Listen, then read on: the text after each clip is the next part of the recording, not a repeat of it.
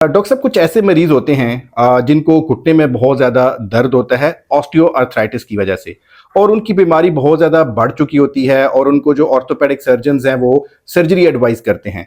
लेकिन कुछ मरीज़ खुद घबराते हैं सर्जरी से, और कुछ मरीज़ों को ना साथ और भी बीमारियां होती हैं, जैसे दिल की बीमारी है या फेफड़ों की बीमारी है, जिसकी वजह से वो ऑपरेशन नहीं करवा सकते। तो आप काइंडली कुछ ऐसी एक्सरसाइजेस बताएंगे जो कि इस तरह के मरीज़ घर में कर सकें, ताकि उनके लिए जो है वो एक तो उनका दर्द कम हो सके, दूसरा ये है कि वो चल फिर भी सकें। अच्छा, इसमें ऑस्टियोआर्थराइटिस में ये होता है कि घुटनों में जो हड्डियां है ना हमारे दरमियान, अल्लाह ताला ने घुटनों के दरमियान में ना ऊपर और नीचे वाली हड्डियों के दरमियान में कुशन रखे होते हैं। जो कुशन हमें मूवमेंट करते हुए ये मूवमेंट करते हैं तो वो उसको सेफ रखते हैं। वो कुशन डैमेज हो जाते हैं, अंदर से कार्टिलेज नरम हड्डी होती है वो डैमेज हो जाती है, टिश्यूज डैमेज हो जाते हैं।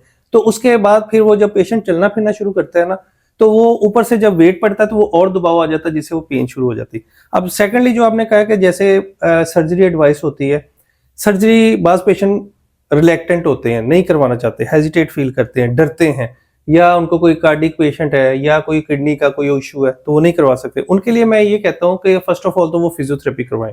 फिजियोथेरेपी में बहुत ज्यादा उसको रिलीफ मिलेगा। सेकेंडली, अगर वो फिजियोथेरेपी भी नहीं करवा सकते तो जो व्यूअर्स देख रहे हैं उनके लिए मैं 2-3 सिंपल सी एक्सरसाइज बता देता हूँ, वो घर पे करते रहें तो इंशाल्लाह ताला ये है कि उनके मसल स्ट्रांग हो जाएंगे तो घुटनों पे वेट कम आएगा।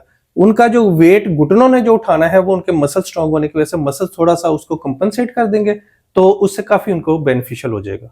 जैसे ये पेशेंट है, इनको सीधे लिटा देना है और बिल्कुल कुछ भी रिलैक्स रखना है, और टांग के नीचे अपने हाथ की फिस्ट बना लें या कोई छोटा सा कुशन ले लें, तो इस घुटने के बिल्कुल नीचे रख दें।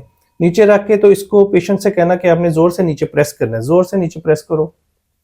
ये देखिए, जब ये प्रेस करेगा तो इसका यहाँ पे सारा खिंचाव आएगा, जिससे इसके ये क्वाड्स और हैमस्ट्रिंग दोनों वर्क करेंगे जी, मतलब ये जो घुटने के नीचे आपने ये मुट्ठी बनाई हुई है, ये मरीज के साथ कोई भी उनके लवाकिन में से ऐसे बना के मुट्ठी खड़ा हो जाए। जी जी, और मरीज ने अपना घुटना जोर से उस मुट्ठी पे दबाना है, प्रेस करना है। जी जी, प्रेस करके रखना है, 10 सेकंड तक प्रेस करके रखना है, उसके बाद रिलैक्स छोड़ दो, फिर उसको बिल्कुल ढीला छोड़ देना। अच्छा, फिस्ट बनाने के लिए इनको पेशेंट को कोई साथ चाहिए। अगर आपके पास कोई बंदा नहीं अवेलेबल तो आप एक छोटा कुशन लें या तकिया लें या पिलो लें, उसको इसके नीचे रख दें और उसके बाद इसको खुद से प्रेस करें, टाइम नोट करें, 1 से 10 तक गिनती गिने और इसको बाद रिलैक्स छोड़ दें, ढीला छोड़ दें।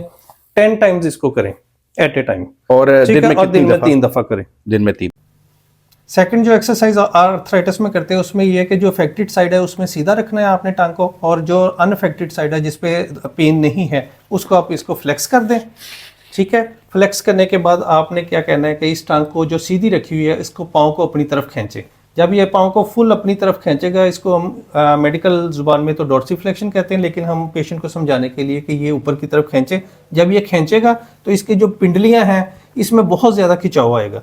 ये खिंचाव मतलब खिंचाव नहीं होता, ये इसको हम स्ट्रेच करें, मसल्स को, काफ मसल्स को, पिंडलियों को स्ट्रेच करें। 10 सेकंड तक इसको खींच के रखना है, उसके बाद आपने इसको बिल्कुल रिलैक्स छोड़ देना और 10 सेकंड तक रिलैक्स छोड़े रखना है। ये सेट आपने 10 दफ़ा एट ए टाइम करना है और दिन में 3 दफ़ा करना है। इससे आपके ये काफ मसल्स और हैमस्ट्रिंग दोनों काफ़ी स्ट्रॉन्ग हो जाएंगे और इंशाल्लाह ताला आर्थराइटिस में काफ़ी ये बेनिफिशियल होती है। अच्छा, तीसरी एक्सरसाइज इसमें ऑस्टियोआर्थराइटिस में ये है कि जैसे हमने पहले उसमें जो अदर नी जॉइंट है उसको फ्लेक्स किया था, इसको फ्लेक्स कर लें। ठीक है, और जो अफेक्टेड साइड है उसको आपने इसको ऊपर उठाना है, नहीं सीधे बिल्कुल स्ट्रेट रख के इसको ऊपर उठाएं। आप नीचे रिलैक्स होकर लेटें, रिलैक्स होकर लेटें और इसको ऊपर उठाएं। इसको थोड़ा सा ऊपर उठाएं, यानी एलिवेशन करनी है, एलिवेशन करके और यहाँ पे 10 सेकंड तक सस्टेन करें। ठीक है, 10 सेकंड सस्टेन करने के बाद इसको आपने रिलैक्स छोड़ देना है, जिसमें आपके ये क्वाड्स, हैमस्ट्रिंग्स, काफ, ये सारे मसल्स आपके वर्क करेंगे और आस्ता आस्ता इसमें स्ट्रेंथनिंग होती जाएगी। जब ये मसल स्ट्रेंथनिंग ज्यादा हो जाएगी तो आपका जो ये नी जॉइंट है जिसमें आर्थराइटिस हो चुका है, जो कि कुछ भी उठाने के काबिल नहीं है, तो ये आपको कंपनसेट कर देगा। आपका जो बॉडी का वेट उठाने में, चलने में आसानी हो जाएगी, बैठने में आसानी, पेन में कमी और मसल में रिलैक्सेशन हो जाएगी।